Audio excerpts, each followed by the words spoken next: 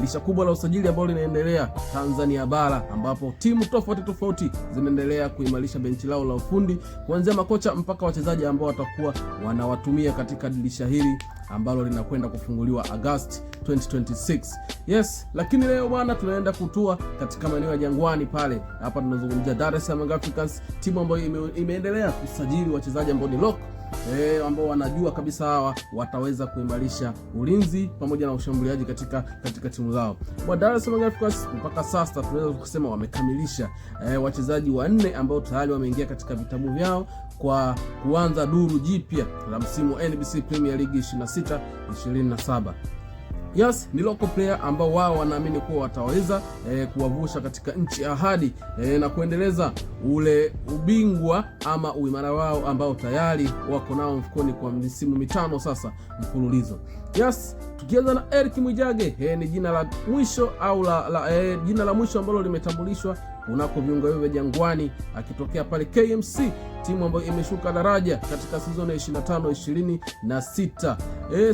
Si huyo tu, kuna mwingine ambaye ni Mohamed Musa akitokea Mashujaa FC, ambaye ni mshambuliaji akienda kuimarisha safu ya ushambuliaji kunako viunga vya Jangwani.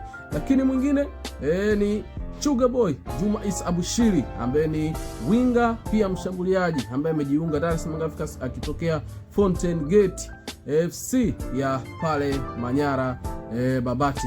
Lakini kuna mchezaji mwingine ambaye ni mlinzi wa kulia ambaye ni Abdul Gamal akiwa anajiunga naye Dar es Salaam Africans akitokea Mashujaa FC. Yes, hizo ni baadhi ya sajili ambazo tayari Dar es Salaam Africans wamekamilisha na kuingiza katika vitabu vyao vya kumbukumbu kuwa wachezaji hawa tayari walishawahi kuitumikia Dar es Salaam Africans kwa namna moja ama nyingine. Lakini sasa tuangalie tactically wachezaji hao ambao wamewasaini. Ni nini hasa malengo ya Dar es Salaam Africans kwa kuwasajili wachezaji hao na wapi watawafikisha? Tukianza kwa Juma Isa Abushiri ambaye ni kinda kabisa huyu ambaye amekuzwa katika njia za kimichezo na mpira wa miguu kuanzia timu za vijana za Fountain Gate mpaka anaonekana na Dar es Salaam Africans. Ni talent ambayo haina mpinzani. Kama atatumika vizuri basi Yanga hapa tunaweza tukasema wamelamba dume, kwa sababu ni kijana ambaye amejaliwa kiwango, anajua kucontrol mpira, anaweza kuscore, pia ni mtu ambaye ana stamina ya kuweza kumiliki football na baadaye kuiletea matokeo chanya timu yake. Huyo ni Juma Isa Abushiri. Lakini Abdul Gamal ambaye yeye ni mlinzi wa upande wa kulia, huyu anakwenda kucompete na Yao Kwasi pamoja na Kibwana Shomari ambao ni wachezaji wa Dar es Salaam Africans wanaocheza katika upande huo wa kulia. Ni kijana top talent ambaye ni mchanga kabisa, na unavyojua spirit ya Wazanzibari wakienda Dar es Salaam Africans wanakuwa ni wachezaji wazuri sana, wa performance nzuri na uzalendo wa kupitiliza. So huyu Yanga wanaamini kuwa atakuwa ni moja ya mwiba katika upande wa kulia wa timu yao. Lakini mchezaji mwingine Eric Mwijage ambaye ni winga, mchezaji namba 7 ambaye ni top talent nyingine hiyo hapo, ambaye amepiga kutoka KMC. KMC imeshuka daraja, lakini mchezaji hajashuka daraja, ndio maana unaweza kustaajabishwa kwa nini timu imeshuka daraja alafu Yanga msajili mchezaji ambaye ametoka kwenye timu ambayo imeshuka daraja. Hapo tunazungumzia mchezaji mmoja, na hiyo ndio sifa ambayo Eric Mwijage anayo katika mechi zake zote ambazo amezicheza. Kama uliwahi kushuhudia mechi chache, basi utajua kuwa Eric Mwijage ni top talent ambayo Yanga wameona na wamelizishwa nayo na wameamua kuijumuisha katika squad yao ambao wanaenda kuitumia msimu ujao.